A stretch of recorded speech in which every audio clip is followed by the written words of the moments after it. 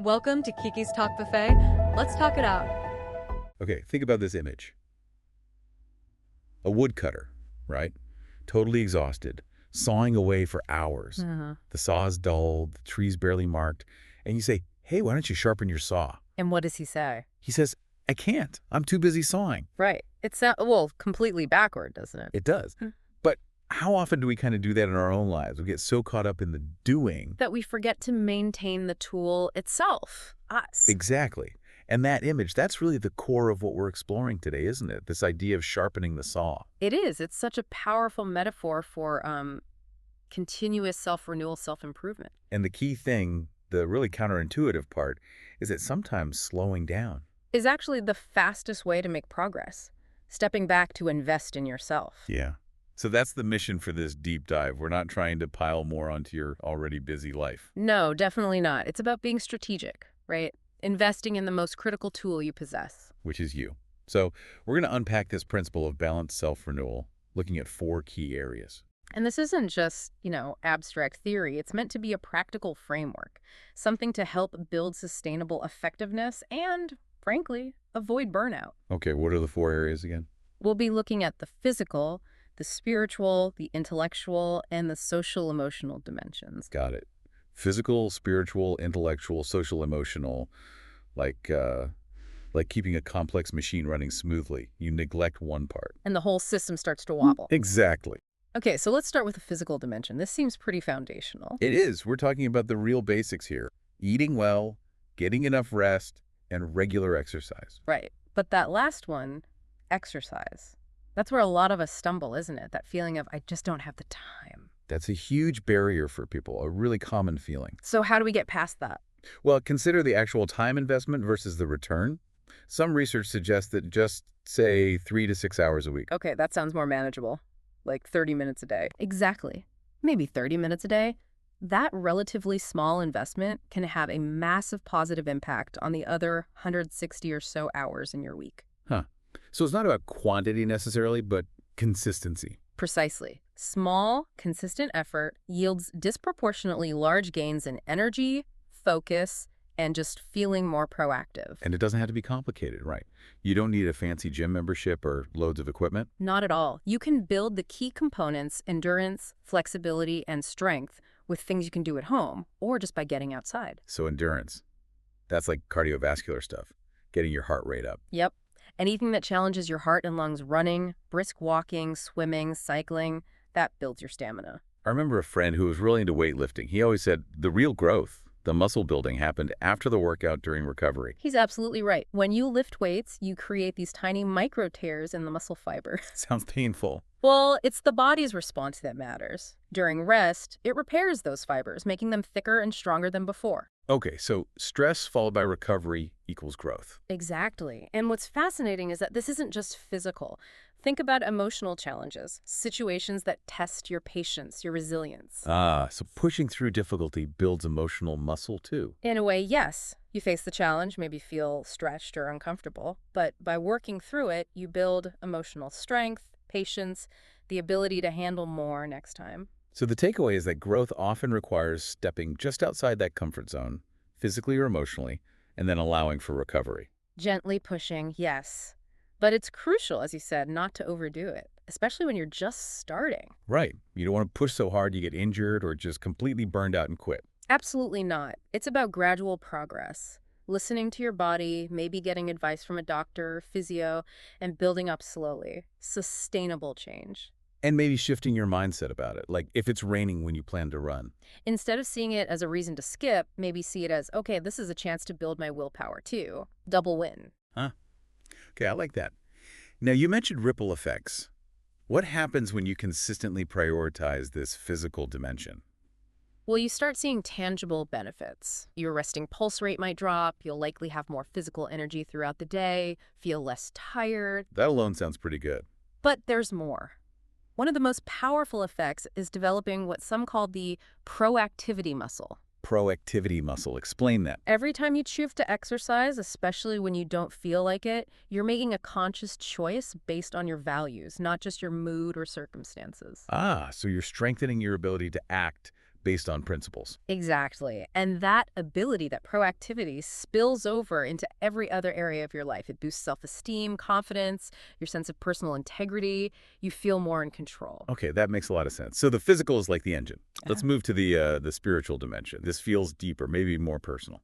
It definitely is. The spiritual dimension connects to your core, your values, your commitment to those values. It's about your inner sense of purpose and meaning. And it's tied to that idea of begin with the end in mind, right? Knowing what really matters to you. Absolutely. It provides the context for everything else. Okay. And how people connect with this dimension is incredibly diverse. Yeah, for some it might be organized religion. For others it could be meditation, spending time in nature, losing yourself in music or art. Anything that lifts you, inspires you, connects you to timeless principles or your deepest values. For instance, you mentioned earlier how reading and reflecting on scripture helps you. Right, that helps me center myself and reconnect with what's important. That's a perfect example. There's a great story about the author Arthur Gordon, who felt completely depleted. His doctor didn't give him pills, but prescribed a sort of spiritual retreat. Oh yeah, what did he have to do? He had to spend a day alone in a place he loved as a child.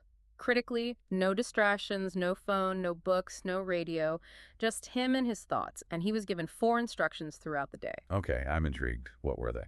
The first, given in the morning, was simply listen carefully Listen, to what? to everything. The sounds of nature, the silence, maybe his own inner voice. He spent hours just listening and rediscovered the sense of peace and connection he'd lost. Wow. Okay, what was next? At noon, the instruction was try to recall. He had to deliberately bring back happy memories from his past, focusing on the details, the feelings. So consciously accessing positive emotions. Exactly, reigniting those feelings. Then, mid-afternoon came. Examine your motives. Oh, that sounds challenging. It was a turning point. He realized a lot of his drive came from seeking approval, from external validation rather than genuine internal purpose. That was draining him. So aligning actions with true values is key. That was his big insight. When your motives are pure, aligned with your values, even hard work feels different, more like service. And finally, at sunset, What was the last one? write your worries in the sand. Oh, symbolic. Very. A conscious act of letting go, trusting that the metaphorical tide would wash them away. That's a powerful sequence. Listen, recall, examine motives, let go. It really illustrates the power of stepping back, being intentional about this dimension. It might feel like a quadrant 2 activity, important but not urgent, but neglecting it has real costs. Right. It's easy to let it slide when things get busy. But that's often when you need it most. Think of Martin Luther saying, I have so much to do today that I shall spend the first 3 hours in prayer. Counterintuitive again. More to do means more time needed for spiritual grounding, not less. For him, yes, it was his source of strength and clarity. Or the Zen master who said he maintains his peace because he never leaves his meditation seat, meaning he carries that centeredness with him all day. And this all ties back to having a personal mission statement too, doesn't it? That anchor. Absolutely. That mission statement is a product of digging deep into the spiritual dimension. As David O. McKay said, the biggest battles are fought inside ourselves, in the silent chambers of your own soul. Inner peace first, then outer effectiveness. That's the idea. Cultivating that inner core is foundational. Okay. Physically energized, spiritually grounded. What about keeping our minds sharp? The intellectual dimension. This is another area where we can easily stagnate after formal schooling ends. Right, we finish university or whatever and think, phew, done with learning. Exactly. But intellectual renewal is an ongoing process, or it should be. We stop actively seeking new knowledge, challenging our thinking. And maybe fall into passive habits, like watching a lot of TV. That's a big one. Statistics suggest the average person might spend, 35 to 45 hours a week watching television? Wow, that's like a full-time job. It is. And while some TV can be great, a lot of passive consumption doesn't really sharpen the mind. It might even subtly shape our values in ways we don't realize. So this is where put first things first comes in again, but for our minds. Precisely. Making conscious choices about the media we consume. Selecting things that are enriching, thought-provoking, that expand our understanding. Because intellectual renewal is fundamentally about continuous learning, right? Disciplining the mind, expanding our perspectives. Yes. And one of the most effective ways to do that is simply reading.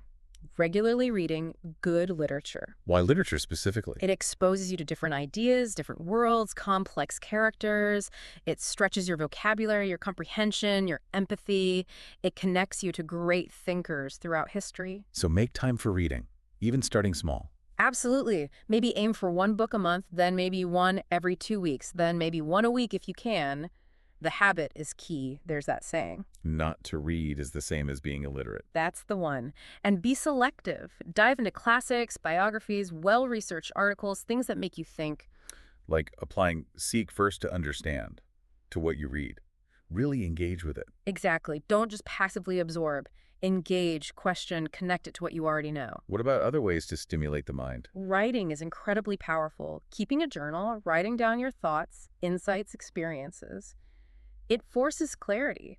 You have to organize your thoughts, choose your words carefully. It improves your ability to think logically and communicate effectively. Even writing thoughtful letters or emails helps. So it's not just intake, but also output and processing. Right. And don't forget organizing and planning. Using your mind to visualize the future, set goals, solve problems, that's exercising your intellectual muscles too.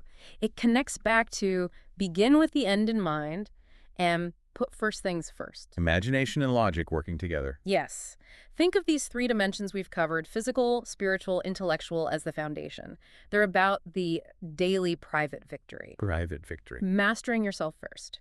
It's been suggested that dedicating maybe 1 hour a day consistently to these 3 areas can create a powerful foundation for everything else. 1 hour a day for yourself.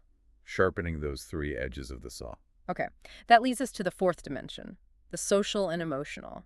How does this fit in? This dimension moves us from independence to interdependence. It's about our relationships, our ability to connect, communicate, and cooperate effectively with others. And it links directly to those later habits, right? Win-win, seek first to understand, synergize. Exactly. Those are the habits of interdependence.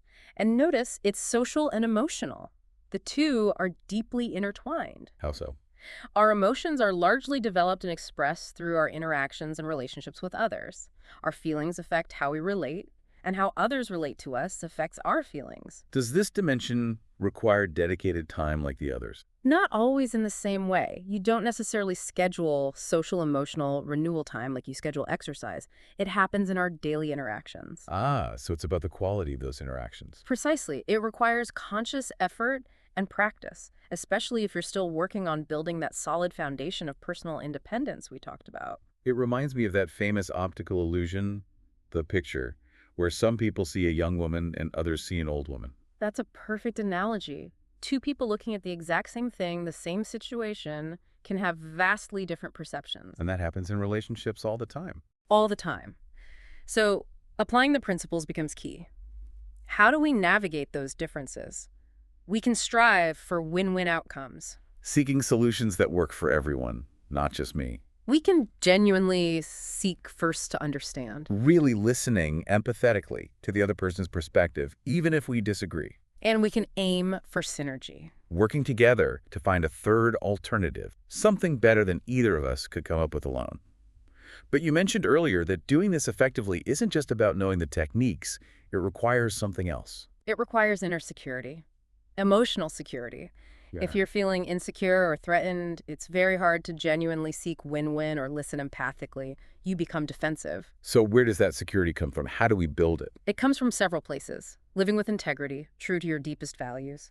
Having an abundance mentality, genuinely believing there's enough success and happiness for everyone, that life isn't a zero-sum game. Okay, integrity and abundance. What else? Finding meaning and purpose in contributing, in serving others, making a difference. George Bernard Shaw put it so well. What did he say? This is the true joy in life. The being used for a purpose recognized by yourself as a mighty one. Feeling part of something bigger than yourself. That connects to service. I like that quote from Eldon Tanner, too. Which one? Service is the rent we pay for the privilege of living on this earth. It reframes contribution not as a burden, but as a fundamental part of being here. Beautifully put. And it implies daily acts of service, done with unconditional love, not expecting anything back. There's that story from Man of La Mancha, too, isn't there? about Don Quixote and Dulcinea. Yes, a powerful illustration. He sees this woman who others see as lowly and treats her as a lady of virtue and worth. And his belief in her, how he treats her. It starts to transform how she sees herself. He provides a different reflection. Like a social mirror. That's a striking concept. We reflect back to people how we see them. We do. And our reflection can either reinforce their current behavior and self-image, or it can reflect their potential, their better selves. We have a choice in what we reflect. So we can choose to reflect a clear, positive image, encouraging proactivity and responsibility in others. Yes. There's that fascinating, maybe slightly unnerving story about the school computer error. Where the students got mislabeled. Right. Some students were accidentally tagged as bright, others as slow, completely unrelated to their actual abilities. And what happened? The teachers, believing the labels, treated the bright kids with higher expectations, gave them more encouragement, more challenging work, and those kids' performance soared. The opposite happened with the kids labeled slow. Wow. So the teacher's perceptions literally became self-fulfilling prophecies. It's a stark example of the power of expectation and how we treat people based on our perception of their potential. It really makes you stop and think, doesn't it? How am I mirroring the people around me? Am I seeing their potential or just their current flaws? It's a profound question. Goethe had a quote about this. What was it? Treat a man as he is, and he will remain as he is. Treat a man as he can and should be, and he will become as he can and should be. So invest your emotional wealth in seeing and affirming the potential in others. That's a great way to phrase it. Believe in their capacity for growth, even when their current behavior isn't great. That's renewing the social-emotional dimension. Okay, so we've explored all four: physical, spiritual, intellectual, and social-emotional. Why is balance between them so critical? Why not just focus on the one you're best at? Because they're interconnected. Neglecting one dimension inevitably weakens the others. You can't achieve optimal effectiveness by being wildly out of balance. Can you give an example? Think of a business again. Imagine one that's incredibly financially successful, making huge profits. Sounds good so far. But it treats its employees poorly, ignores customer relationships, and has no guiding ethical principles. How long can that success last? Its strength financial acumen becomes a weakness because it's not balanced. Right, it'll likely face high turnover, lawsuits, loss of reputation. Exactly. Or consider a company with fantastic employee morale and great social programs, but it's financially bleeding out, also unsustainable. Or one that invests heavily in cutting-edge technology, the intellectual side, but ignores developing its people, the human side. So imbalance creates vulnerability, even if you're strong in one area. Yes. For organizations and for individuals, balanced development and renewal are key. And that's where a personal mission statement can be so helpful. It provides that overarching framework to ensure you're consciously nurturing all four areas. This whole idea reminds me of things like the total quality management movement. Continuous improvement. Absolutely. It's the same principle applied systemically. It's recognized that sustained success requires ongoing, balanced attention to all critical aspects. Japan's economic rise post-WWII was partly attributed to embracing these kinds of principles. And you mentioned synergy earlier. How does that play into renewal? Are these dimensions just separate buckets we need to fill? No, not at all. That's the beauty of it. They reinforce each other. When you improve one dimension, it positively impacts the others. How so? Give me an example. Well, taking care of your physical health, better diet, exercise, sleep gives you more energy and mental clarity. That helps you focus better intellectually and spiritually. Okay, that makes sense. And developing spiritual strength, that inner core values, gives you the foundation for greater emotional security in your relationships. Intellectual growth can help you understand principles that improve your interactions. So improving one lifts the others. Yes. And the 7 habits themselves work synergistically. They're most powerful when practiced together, in balance. Can you trace those connections? Sure. Being proactive, habit 1, strengthens your ability to lead yourself. Habit 2, begin with the end in mind. And manage yourself. Habit 3, put first things first. Right. Taking responsibility empowers you to set direction and prioritize. Effective self-management, habit 3, creates the time and space needed for renewal activities. Habit 7, sharpen the saw. Seeking first to understand, habit 5, is essential for creating synergy, habit 6. And the private victories feed the public ones. Exactly. Developing independence, habits 1, 2, 3, makes you more capable of effective interdependence, habits 4, 5, 6. And renewing yourself, habit 7, sharpens your ability to practice all the other habits. Wow. Okay, it's all interconnected. You can even map the renewal dimensions directly to the first 3 habits. Physical renewal supports habit 1, taking responsibility for your health and energy. Spiritual renewal enhances habit 2, connecting with your deepest values and purpose. And intellectual renewal improves habit 3, managing yourself effectively through learning and planning. And those daily private victories in these 3 areas Are the absolute key. They build the character, the integrity, the internal security needed to live all 7 habits authentically. That inner strength is the foundation for the daily public victories in our relationships, the social emotional renewal. So it's not just a checklist, it's more like an upward spiral. That's the perfect image for it. Self-renewal isn't a one-time fix. It's a continuous process of growth and improvement, an upward spiral of learning, committing to act on that learning, and then actually doing it. Learn, commit, do, over and over. Learn, commit, do. And what guides us on this upward path? How do we know we're heading in the right direction? That's where our conscience comes in. That unique human endowment, that inner sense of right and wrong. Madame de Staël had a wonderful quote about it. What did she say? The voice of conscience is so soft that it's easy to stifle it, but it is also so clear that it is impossible to mistake it. Soft but clear. Easy to ignore but hard to misunderstand. Exactly. It's our internal guidance system, gently nudging us towards correct principles. So just like an athlete trains their body or a scholar trains their mind. Highly effective, proactive people need to educate and train their conscience.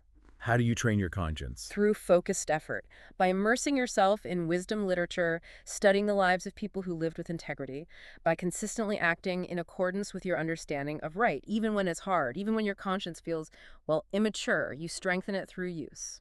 And just like junk food harms the body. There's junk food for the mind and spirit, too.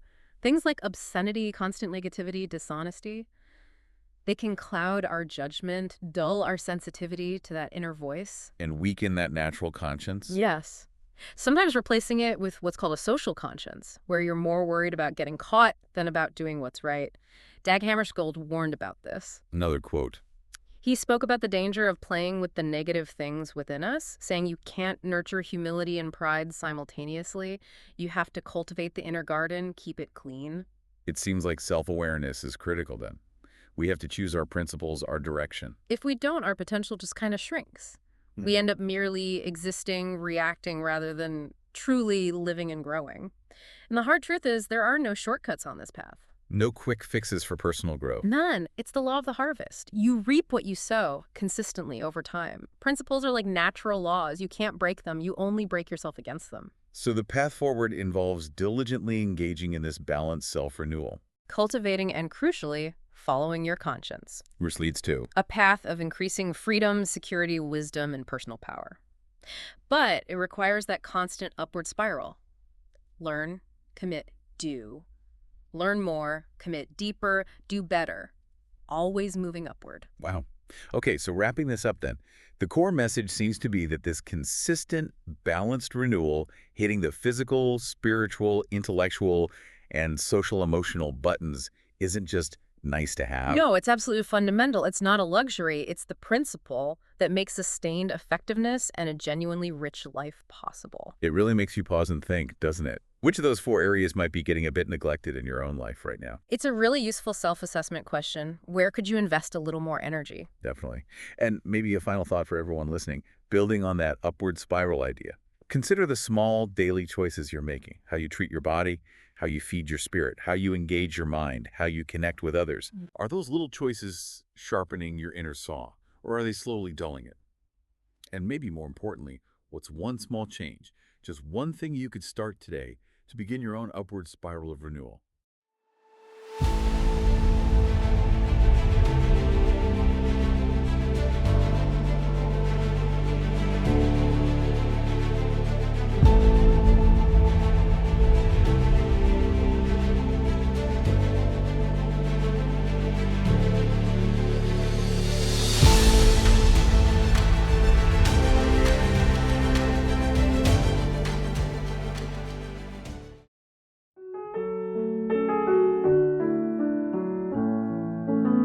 Every topic's got a taste, so like, share, and subscribe now. Your next plate's coming soon.